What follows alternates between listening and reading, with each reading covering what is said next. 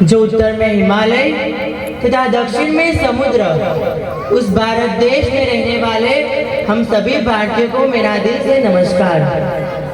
घणी इज्जत, घणो स्नेह અને ઘણી લાગણી આપી હું લખશું એ પહેલા જેણે મને 100 આંગળી આપી તો સૌ પ્રથમ લહેર લહેરના પ્રવાહો અલગ છે, પીગળતો પડે પણ એ કિનારો અલગ છે, સ્વભાવો અલગ છે, વિચારો અલગ છે, મનુષ્ય મનુષ્ય લલાટો અલગ છે, ગુલગુલ અલગ છે, નજર જ્યાં પડે ત્યાં નજારો અલગ છે, અણુમાંથી સર્જન થયું આ બધું, છતાંય ગગનમાં ભારતીય તિરંગો અલગ છે।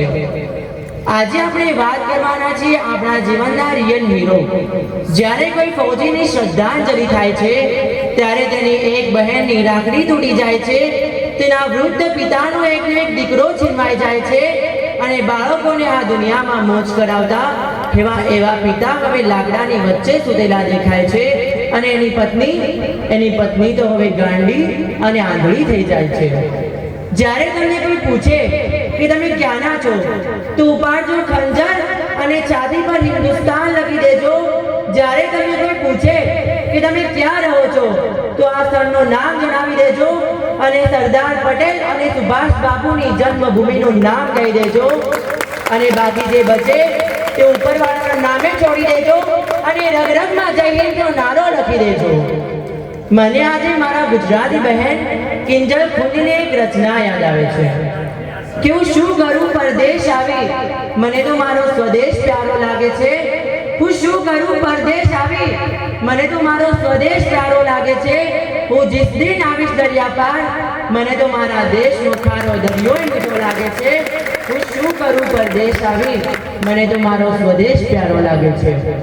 ભારતની પ્રજાને વધારે કહેવું ન પડે, આ તો એ પ્રજા છે કે જે સ્વયં સમજે અને જે ગર્વથી વિશ્વને કહે કે રસ્તો નહીં જડે તો રસ્તો કરી જવાના, થોડા મેં મુંજાય મનમાં મરી જવાના, નીજ મસ્ત થઈ આ જીવન પૂરું કરી જવાના, બિંદુ મહી ડૂબીને સિંધુ તરી જવાના, સમજો જો શું અમને દીપક નદી કે ઠાર્યા ઠરી જવાના।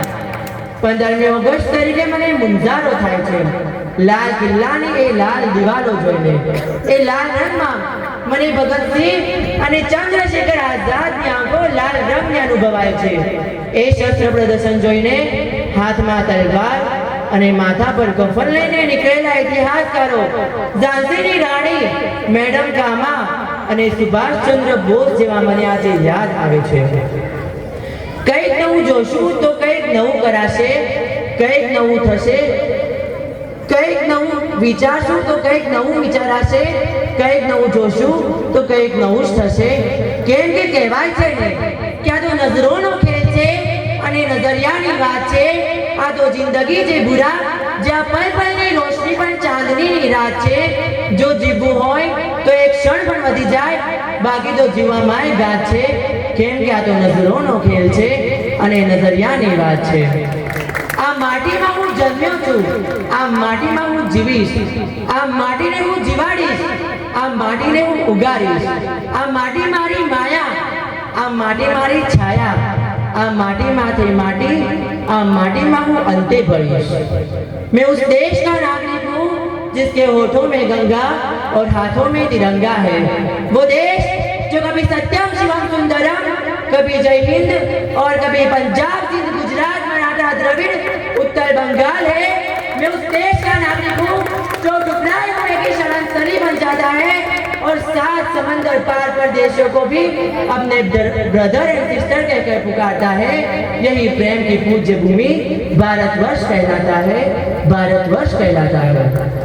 भारत इतिहास का वो कालखंड है कि जब एक व्यक्ति कहता था कि भारत हिंदुओं का है, दूसरा कहता था कि भारत मुसलमानों का है, तीसरा कहता था कि भारत सिखों का है और चौथा कहता था कि भारत ईसाइयों का है। तभी उस कालखंड में एक आवाज जो मेरे भारत की गलियों में गूंजी और उस आवाज ने उत्तर में बैठे मेरे कश्मीरी भाई और दक्षिण के मेरे अन्नाब, पश्चिम में बैठे मेरे मोटे भाई और पूर्व के मेरे आका सभी को एकता के शुद्ध प्रभाता और एक ही स्वर में बोली कि भारत केवल ही केवल भारतीयों का है। वो आवाज किसी और की नहीं, बल्कि वो आवाज 9 भाषाओं के ज्ञाता, 36 नगरियों के राजा और विदेश जाकर पीसीए करने वाले प्रथम भारतीय व्यक्ति और विश्व के सबसे बड़े संविधान के शिल्पकार डॉक्टर बाबा साहेब भीमराव अंबेडकर भी थे। ह से बने हिंदू और म से बने मुसलमान। जी हाँ, ह से बने हिंदू और म से बने मुसलमान। ह और म को मिलाकर बने हम और हमसे बनाए हिंदुस्तान। हम क्या बनाने आए थे? हम क्या बना बैठे? जी हाँ, हम क्या बनाने आए थे? हम क्या बना बैठे? हम हिंदुस्तान बना बैठे, हम पाकिस्तान बना बैठे। हमसे तो ये जात अच्छी है परिंदों की कि कभी हिंदुस्तान में उड़कर आते हैं, कभी पाकिस्तान में उड़कर जाते हैं, कभी हिंदुस्तान में उड़कर आते हैं तो कभी पाकिस्तान में उड़कर जाते हैं। मंदिर मस्जिद गिरजाघर ने बांट लिया खुदा को, धरती बांटी सागर बांटा। मत बांटो इंसान को, मत बांटो इंसान को। मजहब के नाम पर जुल्म हम नहीं करते, वफा की आड़ में सियासत हम नहीं करते, और अगर मरकर कभी इस मिट्टी से जाते हैं तो गुस्ल करके जाते हैं। वतन की मिट्टी को नापाक हम नहीं करते। जो बहाया पसीना मैदान में एक एक बूंद का हिसाब लाएंगे।